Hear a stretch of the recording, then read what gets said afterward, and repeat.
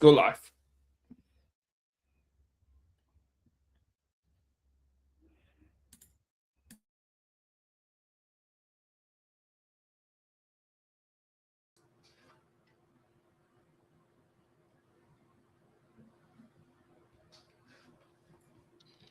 Hey everyone.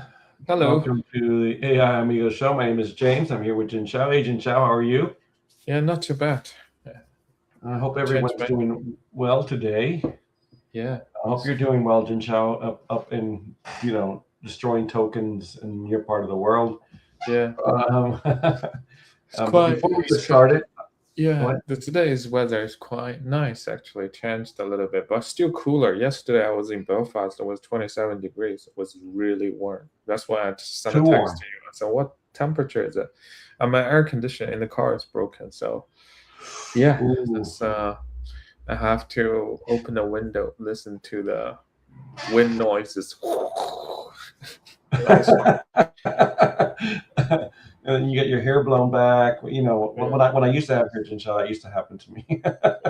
That's what happened to the Japanese car. I didn't know that. A little bit sidetracked. All right, the capacitor they use in the Japanese car is the compressor they use is 100 cc, a lot bigger, double the size of European cars, because Japanese cars sells on, Asia and like east of Asia, all those hot places. So the air condition is always Texas, way better. Yeah, way better than European cars. So yeah. Yeah, well, I mean, mine's a Japanese car as well. I've got a Toyota, and I can tell you that it leaked out the air conditioner, and they told me they were going to replace it. But luckily, they just topped it up, and it was perfect. It's been running perfect ever since. So maybe that's what you just need to do. No, I topped it up last year, and then it's gone. So it must definitely leaking somewhere. You got a leak, yeah, yeah, definitely leak somewhere. So that's the European car. That's I'm thinking my next car would be Toyota for sure, but they're too expensive for the price of it. Just okay. Well, before we get started, remember Tequila AI. We're sponsored by Tequila AI. There you go, Jin Chao. You got it straight in the right away. Like you knew exactly all the time now. Yeah, we're used to the mirror image now, right? So yeah, so it's just Tequila AI. Yeah.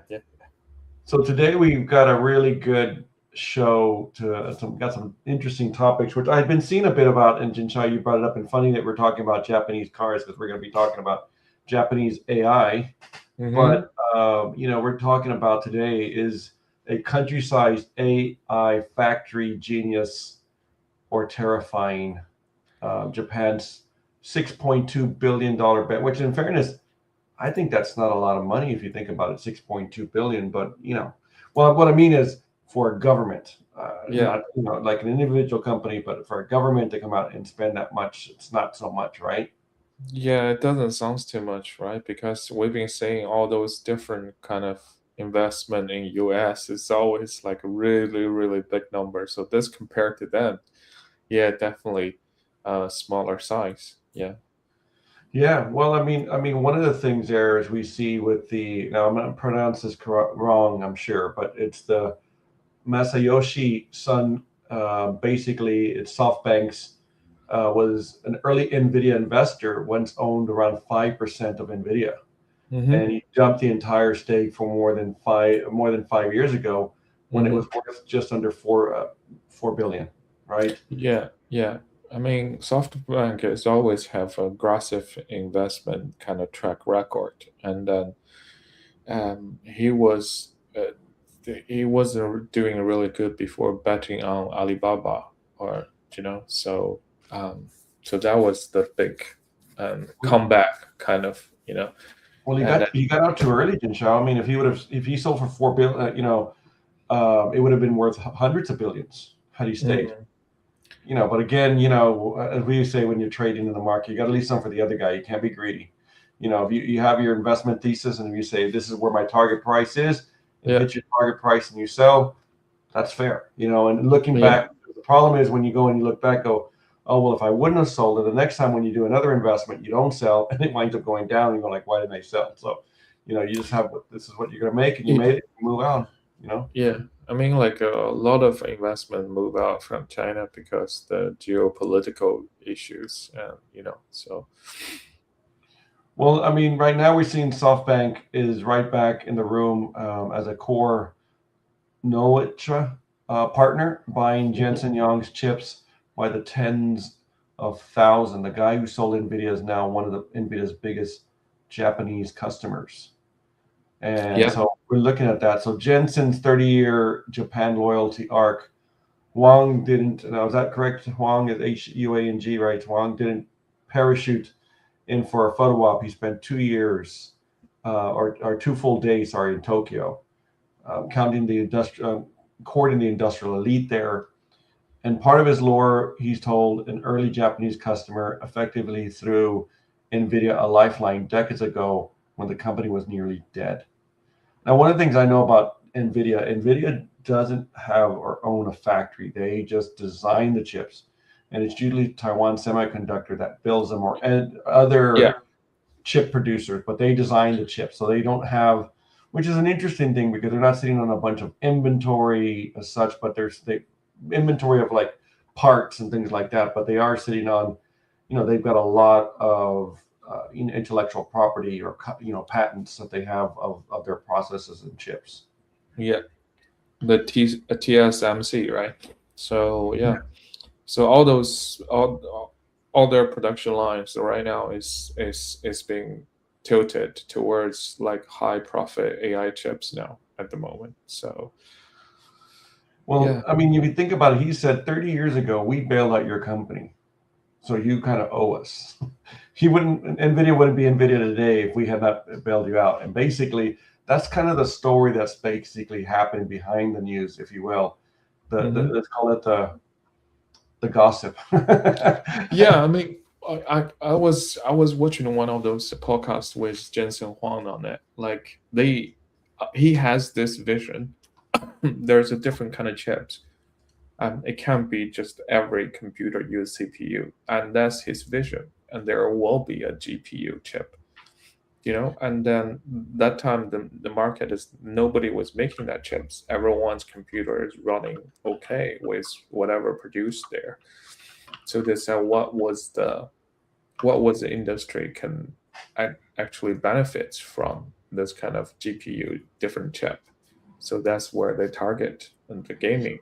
That's what But they came up do you with. think, I mean, well, I know initially, like, I know like they were using GPUs like for cryptocurrency, data, Mhm. crypto mining and things like that. And then now we're going into AI and trading. But do you think like now looking at, unified memory using the Mhm. CPU, like, how is that going to affect someone like an Nvidia? Yeah, You but know? it doesn't affect the memory. It just unified memory just is kind of more efficient way to assign the memory to it. Because before we have a memory and with GPU was with inbuilt memory in there, so they can't use each other's memory. So what Apple does is kind of like, let's make it more efficient, and everything is inside the chip, the GPU, CPU. Whenever they want, they can just allocate the memory to it. So that's the change, just run it more efficiently. Doesn't really change really the architecture of the computer, Okay. Okay.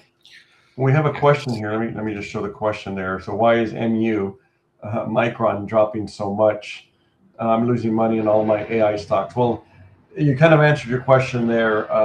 In regards to what I mean by that is that really all AI stocks at the moment have been taking a hit, and Yeah, so yeah. ME is one of their, where Nvidia would be. So you're seeing one thing, in my experience with the markets is that the market's pendulum swings. There's no like middle ground. So when they sell, they oversell, and when they buy, they overbuy. So then what Mhm. we go into when it's overbought, we go into correction territory where you have a Yeah, 10% drop. And I know that MU or Micron is had that drop. yeah. I think it dropped 8% yesterday and about 6% today, but I think it's an overall drop. Maybe it's a good time to buy, because we touched that last week, I think, in the video, right? And Yeah. we talk about the Korean young people was over allocated, like 70% of the young people actually trading stocks. Like, so a lot of margin calls and clear out accounts and all that sort of stuff. But at the same time, And we've seen the news of Warren Buffett winning with Google. That's a big buy, right? Whenever it's still up there, he bought it for the long term. So yeah, it's not financial advice, but Yeah. just can't go up all the time. Maybe it's the time to add a little bit in, the average buying kind of thing. Well, but dollar cost averaging is what you're talking about, or euro cost averaging, whatever. But I mean, MU had just skyrocketed up, and that's one of the things is that when it goes way up like that, the drop eventually will happen. So yeah, you just got to be careful. But is the AI trade unwinding? Are people beginning to say, well, maybe AI is not worth it, as well as are we going to get to a point? I know we've had a chip shortage. Are we going to have a chip surplus? Are we going to just have so many chips out there, that because everyone's saying, oh, there's such a demand, and they start creating and creating and creating. Eventually, maybe they're not buying as many, and then we see that there's just too big of a demand out there. Sorry, or not too big of a surplus is what I meant to say. Yeah, I think the infrastructure is still needed for sure. The AI infrastructure to build up. They just like all the companies now, like all the IT company, kind of like construction company now. They massively load a lot of front load, right, to build the infrastructure, all that, and then the profit is not in yet. And we talked about this last week as well. There's a report saying if the Google invests the way it is, it will run out of money in 3 or 4 years, right? Yeah. Basically, how they're just trying to build the highway at the moment. So all the village and supermarket, swimming pool, everything alongside the road will coming soon. That's their strategy, I think. But you got to build a road. Well, yeah. I can't see where AI is going to go away. I think that investors were over exuberant, as Greenspan used to say. Alan Greenspan, he said, they were just overly exuberant he said that during the dot-com bubble. Everyone was just too excited initially. And, when the dot-com bubble happened, the internet didn't go away. We use the internet every day, and, we have websites and things like that we use on a daily basis. So it's the same way with AI. I don't see AI going away. But yeah, I think a lot of people thought, oh, let's get in there, and the cash flows and the investment all went in there, and now people are going, okay, I've made my profits, time to sell, and you get out. So that is an interesting one. And talking about getting out, Jianchao, did you hear about GPT 5.6 got out of its sandbox and went and hacked a few companies? Initially, it was said it was Hugging Face, but actually it attacked others as well. That was an interesting one. Okay, yeah, that is very interesting. Yeah, that's definitely an interesting one. But going back to we were talking about Japan. Japan has created a new AI that apparently is quite interesting. And I know you did some stuff, some research on this. What are you thinking about that, Jianchao? What are your thoughts on that? You're still talking about the AI factory? Yeah. Yeah. I look into the announcement of this, like what the GPU they use.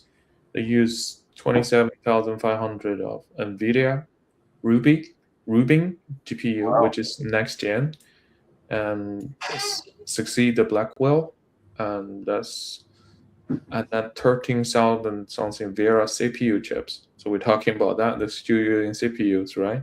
Yeah. Then there's 382 NVL72 racks. So they're gonna put them in there, and all those, and for the AI center they wanted to build.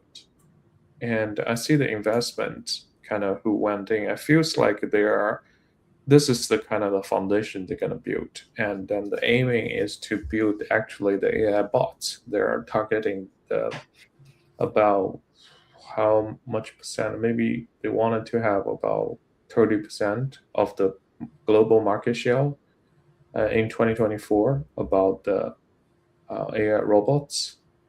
So you can see the investments, they all like a different material. There's a Nippon Steel, Kobe Steel, all those factories invested. Industrial tooling, there will be Tokyo Hitachi, Toshiba, all those people, all those companies who have built the kind of robotic things, and they're kind of putting it together of whole industrial line. Like, in China, there's a different tooling for the robots and everything. They try to how to see that, gathering all the resource and figure out the pipeline for the AI robotic. But thinking back then, like you always see a lot of those Japanese robots back even 1990, 2000, right? They might not be the AI robot now, but they are the robots, right? Yeah, they definitely do. Yeah, I mean, in the and then they're still very advanced on their industrial AI, like industrial robot arms and all that sort of stuff. So yeah. Well, I know in the 1980s, now I was a kid when this was happening, but in the 1980s, they were talking about how people in the U.S. needed to learn Japanese. And you watch the 80s movies, you see that because they're saying the Japanese are going to take over because they were producing cars and things like that. And there was the thing there. So that's interesting now that we're seeing that they're looking to get more technologically advanced and we're going.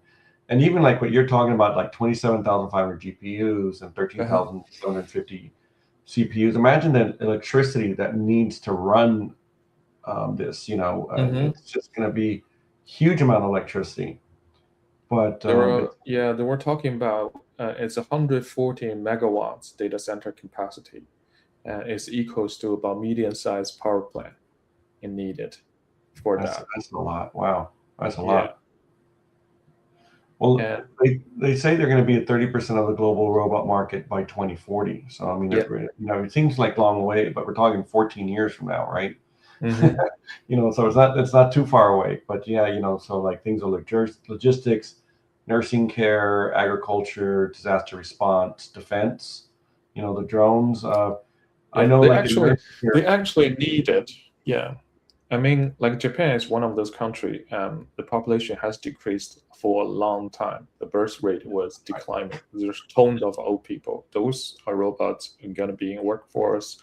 They're going to be in nursing, all those places they can help. It's really good for the people there, because we see all different countries hitting those decreasing population problems, right? Yeah. So, yeah.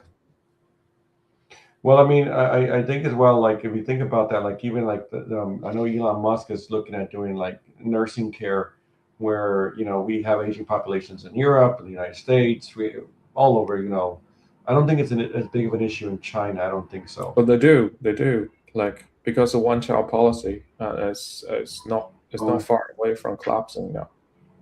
So the thing is that, having to care for the elderly, like I can relate personally because I've got a parent that needs to be taken care of. Where if you have a robot, I mean, if you think about like when you have home health care where they come in and look at you in your home, because ultimately you want to stay in your home as long as you possibly can. And the thing is to get different nurses and different carers to come in. Where if you had a robot that came in, I mean, and I think that's one of the things that Elon Musk has been talking about doing. That come in and look after you, and it doesn't get tired, it doesn't need breaks, doesn't eat, it doesn't, and it obviously has the strength to pick you up and things like that. So I think that's going to be a really, really big thing in the future. It is. I think it's way better than the cost on nurses, that kind of way. Yes, exactly. Especially even like those retirement home now, there's a couple of them just do the main Monday kind of like everyday work. It doesn't need it to even taking care of the patient, just easy out the nursing jobs, right? They are overworked, and must be a large percentage can give it to them, sort out the medicine, clean the floor or something, right? So well, I mean, some interesting facts that you were talking there about Japan, why they're not just doing this, they're doing this for survivability. They've got the sharpest demographic decline or squeeze. So population fell by around 900,000 in a single year. It's the largest drop ever recorded, and it's the 14th straight year of decline. 123 million people. Jeez. Yeah. and 29% of Japan is 65 years or older, and more than 1 in 10 is 80 plus. Wow. So, and then the fertility rate is 1.2. And you know, when you talk about like in China, the one child policy, they didn't have the one child policy, and still they have a declining population, you know, because of fertility rates. And it's not just a Japan or Chinese, it's happening all over. It's happening in the US, it's happening in lots of places in Europe. And I know that because like when I went back home for Texas, they were talking about 2 elementary schools that had shut down. And I remember a time where like they couldn't build elementary schools fast enough. Now they're saying we're having to shut them down because we don't have the amount of kids that are needed. But you know, there's a couple of factors in there just besides that. I mean, one of them is charter schools, which is like private schools where they allow you to go into that. But still, yeah, you know. But you know, the U.S. is building robots because it can, and Japan is building robots because it has to. There's no other, you know, there's no other. It's the AI national survival policy. Yeah. Just for them, the power that they don't have a large flat spaces, and so they probably still need to do nuclear, right? Yeah. So hopefully this time they sort it out.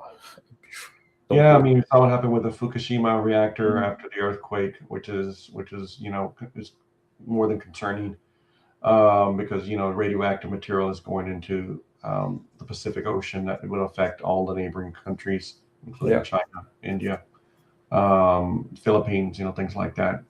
So yeah, it's definitely something to be keep an eye on. But I know that they developed an AI that is dramatically looking at be able to take like 1 trillion parameters. I don't know the context window size at the moment because I know the 1 million context window size is a big thing, but to have, you know, that many parameters, and they're developing their own, so they're not even deciding to use US one, Chinese one. They said we're just going to develop our own. So that's quite interesting as well. So yeah, I mean, like it's hard to say who developed the model now, right? I know we have a side news we're looking into social media and all that. Apparently, a lot of people tried, and not from the console. If you're directly using API calls, and you know, and then calling to Grok or Anthropic's model, sometimes there's just like a 40 something % chance. You ask what model you are, and they reply with DeepSeek model, and what's the Alibaba's model. What was the model in there? There's a like 40 or 50% chance or 30% chance to respond to that. I was looking into that. It's quite interesting, but like it was saying, it's just a system kind of identification error. But like that doesn't look good on you. Do you know what I mean? Yeah. Like if you go into, it's like you're buying a car. Like you go to the Audi shop, and then under the bonnet it says, "What car are you?" "I'm Toyota." And we'll be like, "Okay, what's going on?" You know, it's not going to say Toyota or something. You just bought something, but you don't want it to say you're the other thing. You know, the token price is way cheaper and all that. It's just it doesn't look good. Well, I mean, in saying that, Jinchao, that the EU AI Act that's coming in August. So apparently now, the first part of it anyway is you have to declare when it's AI. So like if you have a chat bot, or you have, you know, when you call on the telephone and you're talking to someone and you think it's a real person, but it's actually, so you have to tell people that it's AI. It's a renewed requirement. So when you call in and you're talking to somebody, it has to at the very beginning say this is an AI agent. Because you know what happens is you'll think you'll be talking to a real person, but you're actually talking to an AI, because they're getting very, very good in regards to that, like to be able to chat and talk to you. I even know like ChatGPT came out with one, the conversational one. I don't know if you tried it, but it's I don't remember the name of it, but it is quite good. This morning I was having a conversation with it, and it's almost, so before it used to like talk over you, so you'd be saying something and then it would think that you finished and it would start talking. But this one, it actually gives that little space, and it's almost like having a real conversation with a person, you know.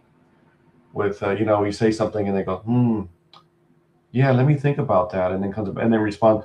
And as well as I do, it doesn't have to think about it. It has all the stuff it needs, but it says that just because it sounds more human. Yeah, that's interesting. Yeah. So I mean, yeah, those things are very hard to perfect, right? It's all API calls at the back end. You have to it's hard to say when do you finish your sentence, right?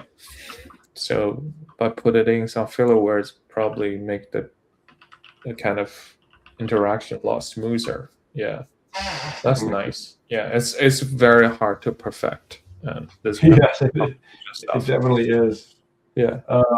Yeah, it's a new voice-based experience. It's basically, I'm looking here that it's the latest official OpenAI announcement. So it's a voice-based experience, and you should try it. I mean, I tell you, you should try it out. Eventually, as you know, it's going to be sold.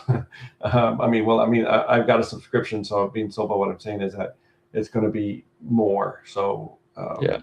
it will be used more. So Yeah, it is. anyway, well, kind of what's that? OpenAI has been forgotten on the side for me a little bit, but it's doing great stuff anyway. Yeah, currently.